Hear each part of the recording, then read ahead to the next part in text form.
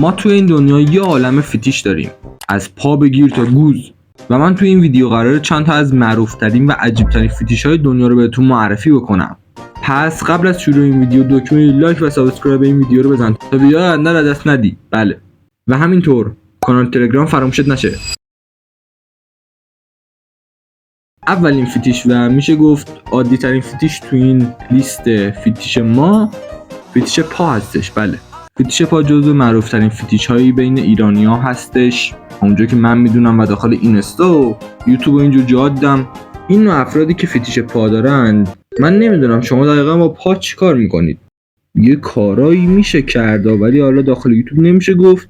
در آخر حداقل فوقش میتونیم بخورینش. همین. به جز این کار و یه کار دیگه که نمیشه گفت، واقعا هیچ چیز دیگه به ذهنم نمیرسه. اگه شما کار دیگه میدونید برای این فیتیش، داخل کامنت واسه من بنویسید که منم مطلع بشم. بله. و افرادی که فیتیش پا دارن به نظر من افراد نمیشه گفت عجیب ولی ترسناک هستن. مثلا فکر کن میره مهمونی جایی، یه دفعه یارو مثلا چی بهش میگن قاطی داره و حشری پای یکی رو میبینه، بعد اون لحظه نمیتونه خودشو کنترل کنه، یه دفعه میپره پای یارو اجا میشه. اگه این شکلی هستن واقعا خیلی عجیب و پشمریزونه.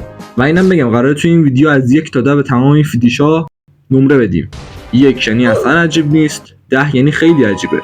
که اگه اینطوری باشن که وحشی باشن و این شکلی باشن، نمره چند بدم؟ 6 یا 5 میدم، با اینکه وحشی هم باشن ولی اونقدر فیتیش عجیبی نیست. بله. ولی حالا بریم برای فیتیش بعدی که حتی از این فیتیش هم عجیب تره. این فیتیش تقریبا مثل اون فیتیش پا هستش ولی این فیتیش کفشه. بله، میلیون ها آدم توی دنیا هستن که این فیتیشو دارن و علاقه به کفش دارن.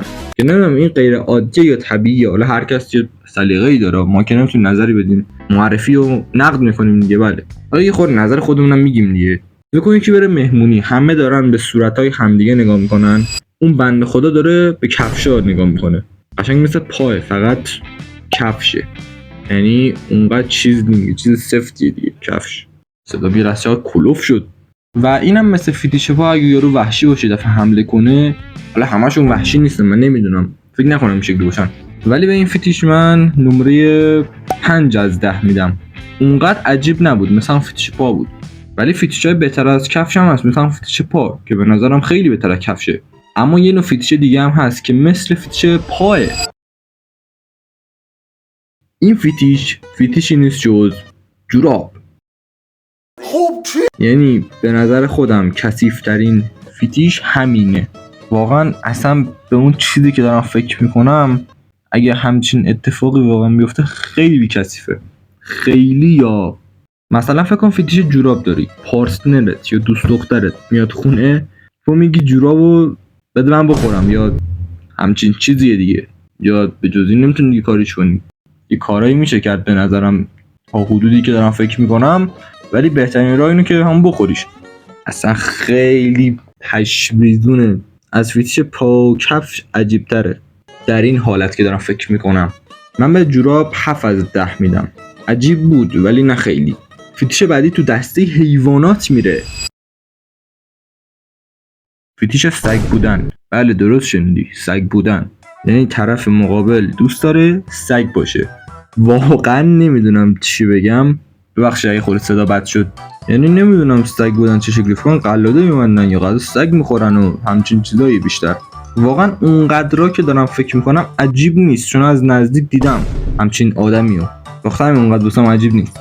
حالا شاید بگید اون شخص کی بوده، حالا نمیتونم بگم، ولی اگه این ویدیو بالای 100 تا لایک بخوره بهتون میگم. عمرن بخوره مطمئنم، ولی اگه بگیره یا بخوره 100 تا لایک بخوره پشمام میریزه خودم، اون شخصم بدبخت میشه. شاید با خودت فکر کنی فیتیش از این عجیب تر دیگه نداریم، ولی باید بگم نه. خب نبای کیر فیتیش بعدی از این هم عجیب تره.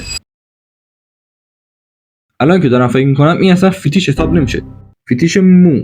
این نوع فیتیش به نظر خودم اصلا خیلی باحاله، چون مثلا فکر کن من علاقه به مو فر دارم، حالا یکی علاقه به لخت داره، یکی صاف، یکی لخت و صاف، فکر کنم یکی هستن، نمیدونم. حالا من فر دارم، حالا چون خب ما خودم فر دیگه.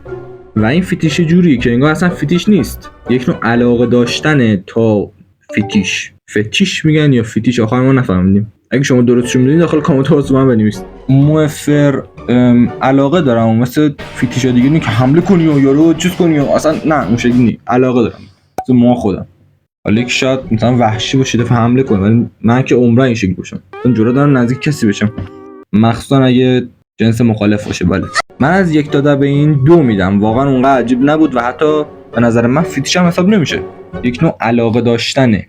ولی تو بعضی سایت‌ها نوشته بود که این یه نوع فیتیشه، حالا ما نمیدونیم این هست یا نه. ولی بازم بریم برای یکی از رایج ترین فیتیش ها بین ایرانی ها که فیتیش پول هستش. یعنی دوست دارن زیاد خرج بکنن یا زیاد پولو نگه دارن. چی بهش میگفتن؟ یه کلمه دیگه هم داشت یادم رفت الان.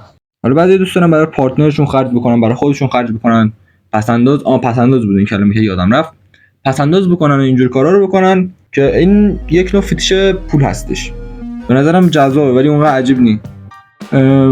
عجیب هست و نمیدونم والا، شاید 7 از 10 یا 6 از 10 اینطوریا باشه. حالا من نمیدونم مال من عجیب نیست یا مال شما عجیبه. شما هم نمرهتون رو در مورد این فیتیش داخل کامنت ها واسم بنویسید، چون واسه من اصلا عجیب نیست بیشتریاشون به جز اون فیتیش سگ بودنه. حالا یه عالمه فیتیش مختلف دیگه داریم که اگه بخوام در موردشون حرف بزنم ویدیو 1 ساعت میشه. ولی بریم برای فیتیش آخر که عجیب ترین فیتیش بین این فیتیش ها هستش. فیتیش بادکنک. بله درسته، فیتیش بادکنک. من نمیدونم یا میشینن روش یا میرن توش یا میپرن روش یا میکنن تو کونشون. نمیدونم واقعا با بادکنک چیکار میکنید شما. هر چقدر دارم فکر میکنم هم فکر بد بهم میرسه هم اصلا فکر بهم نمیرسه. مثلا تو با بادکنک میخواید چیکار کنید؟ لامصب فقط 2 نفری باشه یه کارایی بتونید بکنید، ولی یه نفری چیکار نمیشه کرد واقعا. این تو یه نفری میخواد بادکنک چیکار کنی؟ میخواد تجاوز یا میخوای سوراخ کنی؟ نه والا، یا چیز تیز بکنی داخلش. تا فکرم اونقدر گشایش نداره که به این چیز فکر بکنم. ریدم تو حرف زدم. من به این فیتیش واقعا 9 از 10 میدم. عجیب ترین فیتیش بود بین این فیتیشا. و یه عالمه فیتیش دیگه هم داریم که گفتم اگه بخوام در موردشون حرف بزنم 1 ساعت میشه. و اینم بود از این ویدیو. امیدوارم لذت برده باشید و اگر از کانال من و سبک ویدیو من لذت بردید دکمه لایک و سابسکرایب این ویدیو رو بزن تا ویدیو آینده را دست ندی. لاس دهنم گرفت. و کانال تلگرام فراموش نکن، اونجا هم دوست دارم ببینم تا با هم دیگه حرف بزنیم. حالا اونجا یه حرفایی میزنم که تو یوتیوب نمیشه زد. بله اگه علاقه به فوتبال داری و جام جهانی دنبال میکنی و فوتبال زیاد میبینی، کانال دوم من بالا میاد، اونجا در مورد فوتبال و جام جهانی زیاد میذاریم. و ما دیگه بریم بدرود.